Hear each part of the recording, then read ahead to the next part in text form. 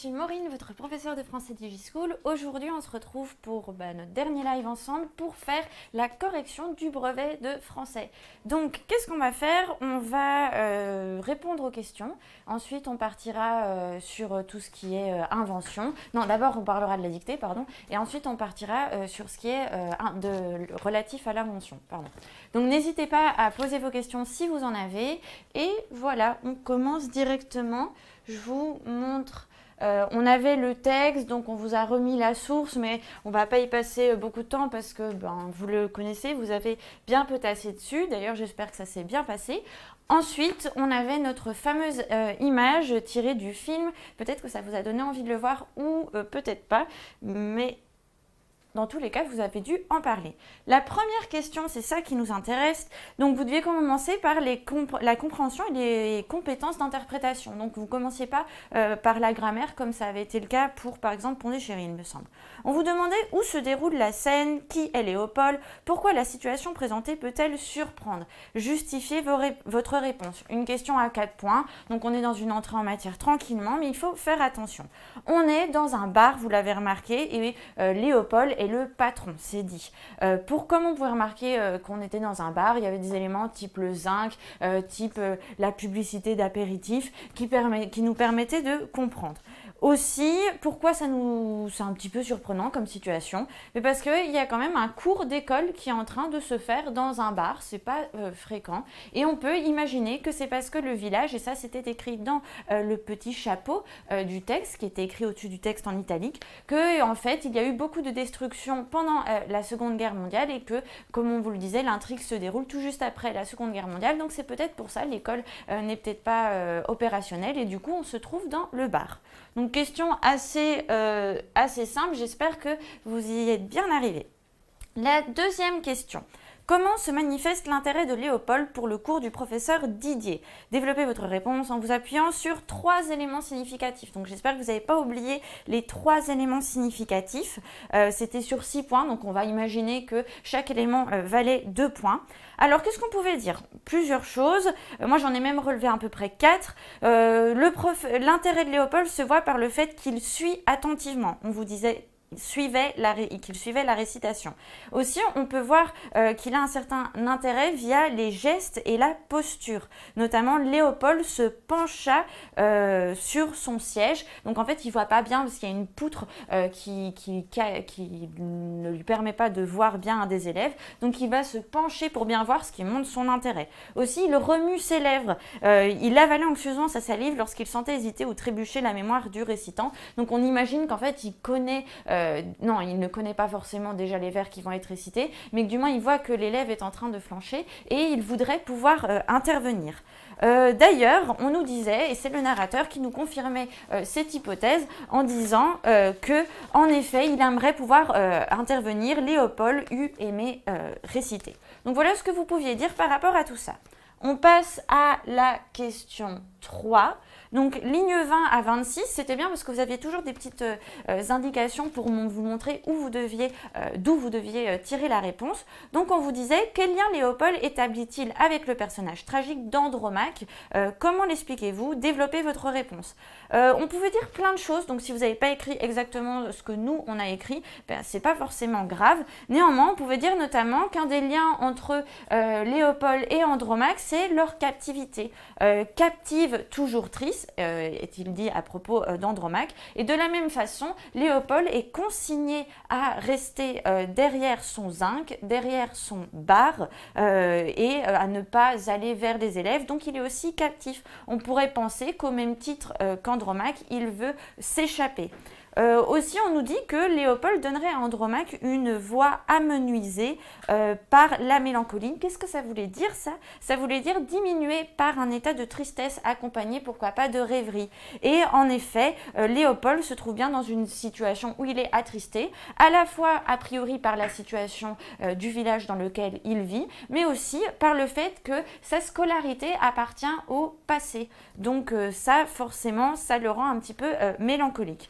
Donc, Donc on remarque qu'il est comme Andromaque, triste, mélancolique, et du coup on voit que s'il était acteur, il mettrait une partie de lui dans son personnage afin de lui donner vie. Donc voilà ce qu'on pouvait dire. Si vous avez dit d'autres choses, n'hésitez pas à nous en parler et on verra si c'était bien.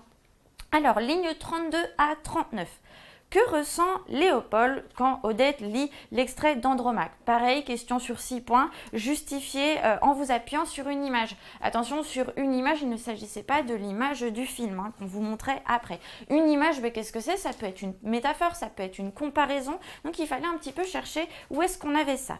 Donc, déjà, que ressent-il? On pouvait dire que Odette a une voix enfantine qui accentue son côté innocent, la pureté, mais aussi peut-être sa faiblesse, la faiblesse d'Andromaque qui est faite prisonnière. Et donc cela va attendrir Léopold.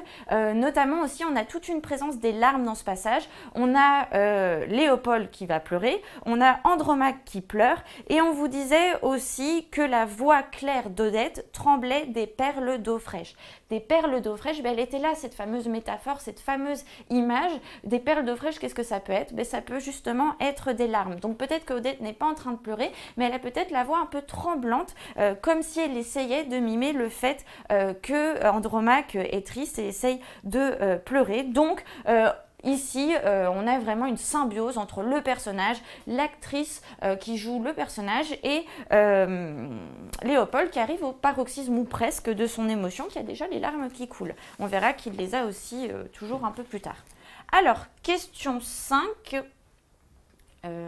Je vois que je passe pas bien les slides depuis tout à l'heure. Tu peux m'aider? Désolée. Et tu peux passer à la 5, s'il te plaît, donc celle d'après. Si vous vouliez lire ce qu'on a écrit derrière, c'est ce qu'on a écrit dans notre corrigé, merci, ce qu'on a écrit dans notre corrigé écrit, qui est bien évidemment dispo sur notre site du brevet. Alors, par quelles oppositions la scène du film reproduite ci-dessus cherche-t-elle à faire rire le spectateur? Donnez 3 éléments de réponse. Alors, il y avait plein de choses à dire, là encore, question sur 6 points, 3 éléments, a priori 2 points par élément. Qu'est-ce qu'on pouvait dire? En fait, qui dit humour dit souvent décalage entre quelque chose et quelque chose d'autre. Ici, on a 2 personnages, donc ça va être facile de trouver le décalage. Décalage entre l'homme et entre la femme. Vous avez peut-être votre sujet avec vous, vous pouvez regarder votre image en même temps. Alors, on avait l'homme qui a les mains écartées en l'air, il ne fait rien de précis a priori. Il regarde aussi en l'air et il a l'air d'être dans un autre monde. Il n'a pas l'air de faire quelque chose de concret. Il est debout aussi. Et à côté, on a une femme qui, elle, est assise, donc déjà, elle n'est pas debout, et elle a les mains rapprochées à la hauteur de sa poitrine, donc non en l'air écarté, mais rapprochées à la hauteur de sa poitrine, et elle n'est pas en train de rien faire, elle est en train de cuisiner. Donc en fait, elle est vraiment rattachée au réel et à une tâche qu'elle doit faire. Donc on a ici un décalage assez humoristique entre un personnage qui a l'air complètement ailleurs, grandiloquent, on imagine Léopold en train de réciter Andromaque, et sa femme complètement plus prosaïque, c'est-à-dire plus liée à la réalité, à ce qui est trivial, à ce qui est plus banal et vulgaire. Ici, la cuisine. Donc voilà un petit peu, c'est comme si vous nous mettez à réciter des vers de poésie à quelqu'un et que la personne en a un peu rien à faire parce qu'elle est dans son monde. C'était un petit peu ça ici. Alors ensuite, on vous disait, question B, toujours de la 5, qu'est-ce qui peut relever également du comique dans la fin du texte? Pareil, on sera plutôt sur un phénomène de décalage. Donc décalage ici entre l'attitude de Léopold et l'attitude... Excusez-moi, dans le studio, ils sont en train de faire n'importe quoi. Donc l'attitude de Léopold et l'attitude de sa femme. En effet, lui, il est en train de pleurer et sa femme arrive et lui dit « Qu'est-ce que t'as ?» Donc, plutôt que de lui dire « Qu'est-ce que tu as ?» on voit bien qu'elle vient lui parler un petit peu comme une brute. Hein, on ne va pas le dire comme ça dans l'écrit, mais comme une bourrine. Et de fait, il y a bien un décalage entre lui qui parle de façon grandiloquente, non, qui ne parle pas, mais qui pleure et qui vit la grandiloquence des vers de Racine, et elle qui, encore une fois, est prosaïque, rattachée au réel. Donc voilà ce que vous pouviez dire, donc c'est assez rigolo. Je pense que c'est bon. Est-ce qu'on prend des questions sur ce qui est compétences d'interprétation? Alors, on peut en prendre quelques-unes, je pense. On n'en a pas beaucoup. Pour les synonymes d'étrange tranches d'étranges. On n'y est pas encore. On n'y est pas encore. Ben, du coup, on prend après texte et image, ça c'est après aussi. Ben, on peut prendre Non, après. Texte et image, c'était maintenant du coup. J'ai fait les oppositions entre le texte et l'image. Est-ce que ça c'est possible? Donc, tu as fait les oppositions entre le texte et l'image. Si on reprend l'intitulé de la question, c'était par quelles oppositions la scène du film reproduite ci-dessus cherche à... Attends, c'est des oppositions entre le texte et l'image? Ouais. Ah ben, du coup, non, là, je suis désolée, mais a priori, c'est hors sujet, parce qu'on demandait bien de faire des oppositions entre la scène du film reproduite, donc au sein même de cette scène, au sein même de l'image, et non pas entre le texte et l'image, d'accord? Donc bon, il n'y a pas mort d'homme, mais a priori, c'est faux. On continue? Oui, on continue. Alors, du coup, je ne sais pas si je vais y arriver encore pour les slides. Ah si. Alors, les questions. Grammaire et compétences. Franchement, c'était pas évident, faut le dire. L'une des phrases suivantes contient une proposition subordonnée relative et l'autre une proposition subordonnée complétive.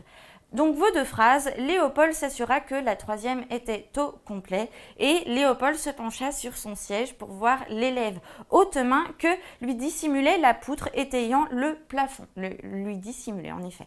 Donc on vous dit premièrement, trouvez dans quelle phrase se trouve la proposition subordonnée relative. Recopiez-la sur votre copie. Alors, vous allez voir que la proposition subordonnée relative, elle se trouvait dans la phrase « Léopold se pencha sur son siège pour avoir l'élève haute main » que lui dissimulait la poutre étayant le plafond. C'est à partir du « que » jusqu'au plafond qu'on était dans une relative. Du coup, indubitablement, la complétive, c'était l'autre phrase et la complétive commençait à « que le troisième était au complet ».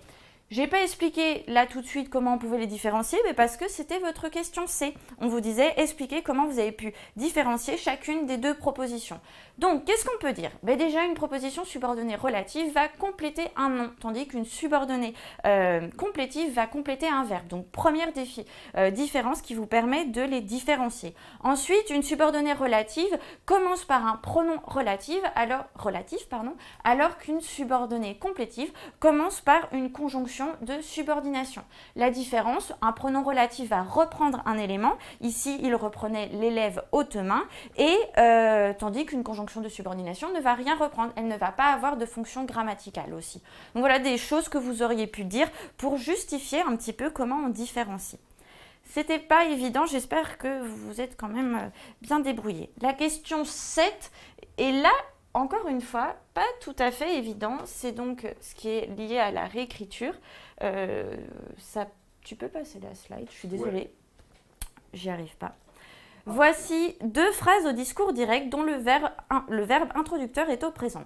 Première phrase. Andromaque demande à Pyrrhus « Seigneur, que faites-vous et que dira la Grèce ?»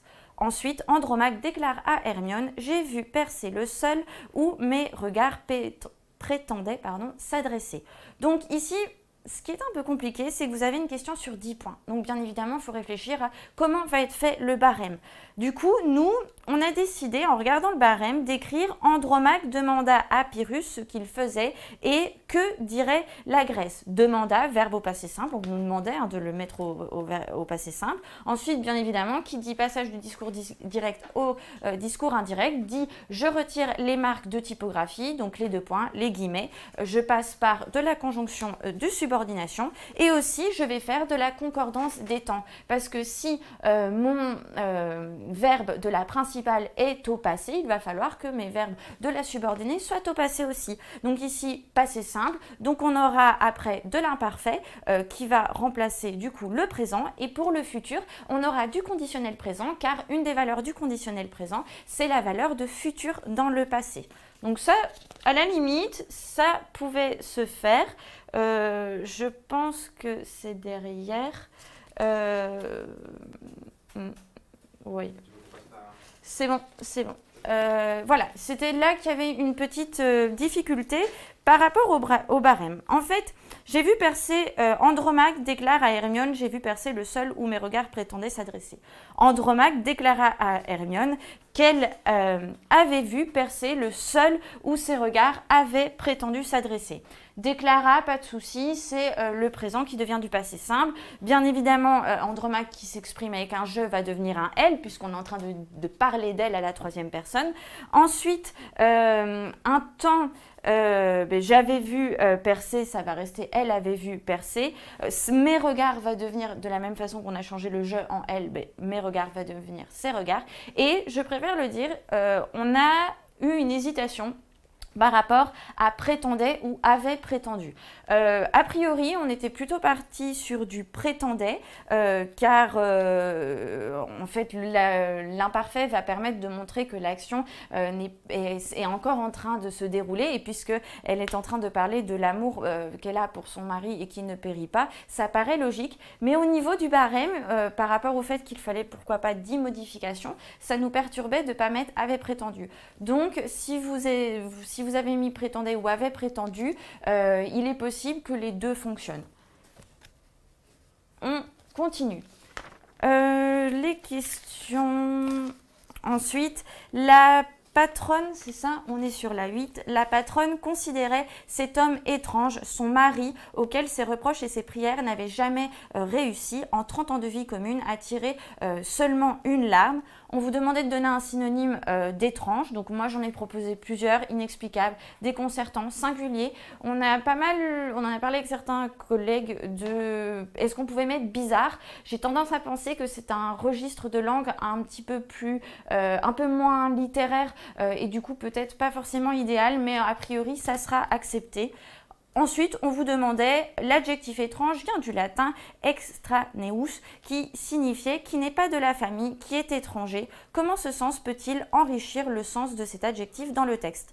Bien, en fait, on remarque que ce qui donne un caractère intriguant à Léopold, c'est le fait que sa femme est interloquée, donc elle comprend vraiment pas ce qui lui arrive, et du coup, ça lui donne un caractère étranger, c'est-à-dire comme quelqu'un qui serait venu d'ailleurs.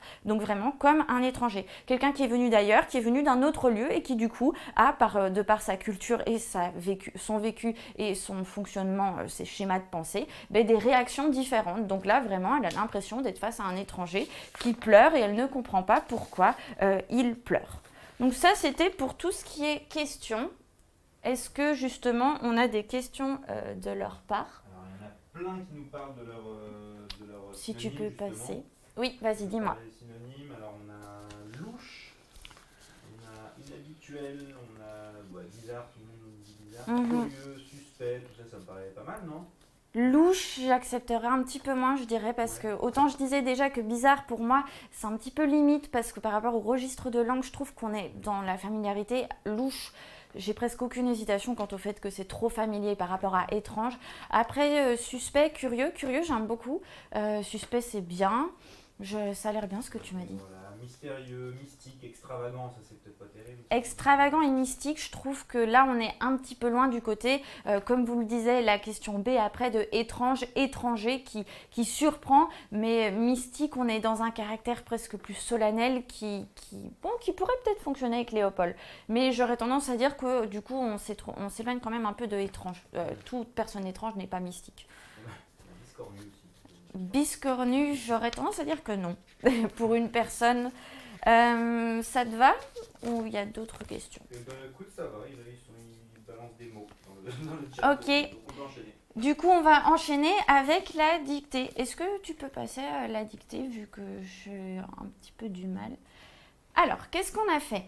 Merci. On a souligné les verbes pour que vous voyez où étaient les difficultés par rapport à tout ce qui est conjugaison. On a ensuite mis en rouge tout ce qui est en rapport aux accords nominaux, au pluriel notamment. Ensuite, ça ressort pas, mais si vous regardez notre corrigé en ligne, on a mis aussi tout ce qui est sujet des verbes en italique. Donc n'hésitez pas si vous avez un doute par rapport à quel sujet avec quel verbe, d'aller voir notre corrigé. Quelles étaient les difficultés en soi? On peut passer à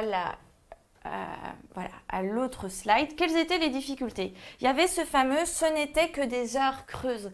En effet, c'est un peu comme quand vous dites « c'est des jolies filles ». Est-ce qu'on doit dire « ce sont des jolies filles » ou « c'est des jolies filles ». L'oral a tendance maintenant à plutôt rester sur le singulier, mais à l'écrit, on va plutôt valoriser l'accord en fait avec ce qui vient derrière. Ce qui vient derrière, c'est bien l'attribut du sujet. Donc ici, avec ce qui est plutôt neutre, qui ne nous dit rien quant au genre et quant au nombre, eh bien, en fait, vu que ça fait bien référence à la même chose qu'on a derrière le verbe d'état, vu qu'on est face à l'attribut du sujet, ici, avec le groupe nominal, on a plus d'éclaircissement quant au genre et au nombre. Donc, on peut accorder ici conjugué. Donc, voilà pourquoi vous aviez AIENT. Disposa. Alors là, honnêtement parlant, ne vous prenez pas la tête, ne vous dites pas je suis vraiment mauvais. Déjà, ne vous dites jamais ça, mais je suis vraiment mauvais parce que j'ai pas vu que c'était de l'imparfait du subjonctif. C'était vraiment assez compliqué. Je préfère dire que j'ai été même moi surprise de le voir là. Donc ici, on met bien le T et l'accent circonflexe, caractéristique de l'imparfait du subjonctif, et non pas, ce n'est pas un disposa du passé simple. Comment on pouvait essayer de se débrouiller vis-à-vis de ça? Il fallait réfléchir aux valeurs qu'on a derrière cette forme verbale. Les valeurs de tout ce qui est passé simple, ça sera plutôt ponctualité. Ici, on n'était pas dans la ponctualité puisque on met à disposition le bar de Léopold durant plusieurs moments, plusieurs temps. C'est quelque chose de répété dans le temps. Donc, on est bien plutôt du côté de l'imparfait. Et du coup, quitte à hésiter entre les deux, c'était bien imparfait du subjonctif. Ensuite, ce qui peut-être vous pouvez vous perturber, mais parce que vous ne connaissiez pas le mot, mais ce n'était pas un mot compliqué en soi, c'est imprécation. Peut-être que certains l'ont écrit avec 2 S parce qu'ils ne connaissaient pas, mais il n'était pas si compliqué. Et ensuite, traditionnelle difficulté, les homophones. Donc tout ce qui est de CES, qu'il ne fallait pas écrire SES, tout ce qui est de ça qu'il ne fallait pas écrire CA, tout ce qui est de c'était, qui quand il est lié à un verbe pronominal notamment, c'est avec un S apostrophe et pas avec un C apostrophe. Donc voilà, n'hésitez pas, on est allé vite, à aller regarder la correction de la dictée, donc de toute la dictée qu'on a affichée sur notre corrigé. Ensuite, on peut passer aux rédactions ou tu as des questions sur la dictée? Non, je crois qu'on peut enchaîner. Ok, ça me va. Donc, sujet d'imagination, vous en aviez 2, pas de surprise. Le premier était « Laisse-moi, murmura Léopold, tu peux pas comprendre ». À la fin du cours, c'est à Monsieur Didier, le professeur de français, que Léopold se confie sur son grand regret de n'avoir pu poursuivre ses études et découvrir des œuvres littéraires. Racontez la scène et imaginez leur conversation en insistant sur les raisons que donne Léopold et sur les émotions qu'il éprouve. Alors nous, on va pas vous donner toute la correction, ça serait bien évidemment trop long et sans grand intérêt, puisque là tout le monde peut faire un peu ce qu'il veut, tout en respectant bien évidemment certains présupposés du sujet. Néanmoins, on va vous dire un extrait de ce qu'on aurait fait. Nous, par contre, là, ce que je vais vous lire, c'est uniquement la prise de parole de Léopold. Donc, on était bien face à une conversation. Donc, il y avait bien quand même 2 personnes qui se parlaient. Et si vous êtes passé, ce qui paraît plus logique, par le dialogue, il y avait bien des marques typographiques du dialogue à mettre, c'est-à-dire soit des guillemets et des tirets, soit seulement des tirets et pas de guillemets. Donc, qu'est-ce qu'on aurait pu écrire ?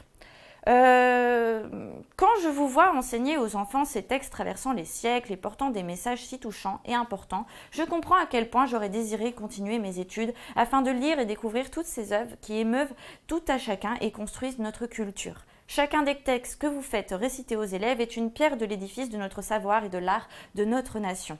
Comprendre les textes littéraires et connaître les classiques de la littérature ne permettent pas seulement de briller en société, c'est une invitation à découvrir la nature humaine, à explorer sa complexité, à chercher, à comprendre ce qui lui procure de la joie ou de la tristesse. Moi, je suis là à vous écouter et à pleurer lorsque j'entends les paroles d'Andromaque. Pourquoi? Quelle tristesse d'avoir abandonné la lecture si tôt. Quelle tristesse de connaître Andromaque si tard. Par exemple, c'est quelque chose que vous auriez pu écrire par rapport à pourquoi Léopold est assez triste d'avoir laissé les études et la lecture avec. Et en fait, tout ça, ça avait déjà un lien. Donc, vous ne pouviez pas faire les 2 sujets, ça n'a aucun intérêt. Mais c'était un sujet qui, au niveau de l'invention, était à peu près l'équivalent du sujet de réflexion, puisque dans le sujet de réflexion, on vous invitait à réfléchir sur l'importance de la lecture. Je répète quand même le sujet au cas où. D'ailleurs, du coup, ça sera la slide d'après. Tu peux passer celle d'après. Excuse-moi. Encore après, s'il te plaît. Merci. Encore après, du coup. Désolée. Et voilà, donc le sujet de réflexion, on vous disait bien, vous avez lu en classe ou par vous-même de nombreuses œuvres littéraires dans leur intégralité ou par extrait. Vous expliquerez ce que vous ont apporté ces lectures et vous direz pour quelles raisons il est toujours important, de lire aujourd'hui. Tu peux passer la slide d'après, s'il te plaît. Alors, juste, qu'est-ce que ça voulait dire ce sujet? En fait, on vous invitait à réfléchir sur l'utilité et la beauté qu'incarne la littérature. En effet, si on vous demande de dire pourquoi c'est important de lire et ce que ça vous a apporté, c'est qu'il y a quelque chose de positif derrière tout ça. Donc moi, je vous fais un petit listing des choses positives qu'on pouvait lier à la littérature. Par exemple, la lecture et la littérature permettent d'étudier le domaine des émotions. La lecture et la littérature permettent d'étudier des grands moments de l'histoire. La lecture et la littérature permettent de découvrir les positions de certains intellectuels vis-à-vis de certaines thématiques. Elles permettent aussi de délivrer des enseignements de façon plaisante ou de célébrer le beau et de se réjouir ou encore de permettre aux lecteurs de s'évader. Dans le corrigé écrit, je vous ai donné des exemples. Si vous ne comprenez pas trop ou vous voulez vérifier que c'est les mêmes que les vôtres, c'est pas les mêmes que les vôtres, il y a tellement d'œuvres littéraires que c'est pas du tout grave. Mais simplement pour dire que vraiment l'idée, c'était de s'intéresser aux réactions qu'une œuvre littéraire peut avoir sur son lectorat et en quoi ces réactions sont importantes pour notre société et ce toujours de façon actuelle et non pas simplement à l'époque de Léopold qui se morfond d'avoir arrêté les études. Voilà, on a fait tout le corrigé de français, donc à la fois tout ce qui était question textuelle, question de grammaire, tout ce qui était de la dictée et tout ce qui était des rédactions. Si vous avez des questions, on les prend maintenant et sinon, ça sera déjà fini. Donc, est-ce que... En fait, ils sont pas très contents contre Léopold. Hein. Vous n'êtes pas content contre Léopold, vous voulez pas regarder le film peut-être pour vous réconcilier avec lui. C'est pas grave, ne vous excitez pas, je suis sûre que ça s'est bien passé. Pas vraiment de... Alors, sujet de réflexion, il fallait bien faire une introduction, conclusion et 3 arguments développés, ça marche comme ça? Sujet de réflexion, introduction, 3 arguments développés et conclusion, c'est très bien. Moi, des fois, je dis à mes élèves que s'ils font 2 grands axes, donc c'est-à-dire un oui, mais, et qui viennent apporter une nuance, c'est bien aussi, mais dans ce cas-là, il faut bien étoffer sa copie, de faire 2 grands axes avec après 2 sous-parties. Si tu as fait 3 arguments, c'est aussi très bien. A priori, c'est bon. Ah, il fallait mettre quoi pour la réécriture? Est-ce qu'il fallait garder le Seigneur comme... Ah, très bonne question. Fallait-il garder le Seigneur? Alors, attends, je regarde notre sujet. Moi, je l'ai retiré. Donc, Andromaque demanda à Pyrrhus, « Seigneur, que faites-vous et que dira la Grèce ?» On pouvait dire, Andromaque demande à Pyrrhus, son seigneur, ce qu'il faisait par exemple. Là à la limite, si tu changeais et que tu l'introduisais, tu l'incorporais bien dans ce qui est du récit en disant son seigneur et non pas seigneur en apostrophe, parce que l'apostrophe c'est vraiment le fait de parler directement à quelqu'un, ça allait. Mais si tu l'as retiré, c'est très bien aussi. Okay. Donc... je comprends d'un côté, vous devez être bien fatigué. J'espère que ça s'est très bien passé pour vous. Je vous invite à bien vous reposer pour être en forme demain. C'était un plaisir de faire les révisions avec vous et je vous dis à l'année prochaine.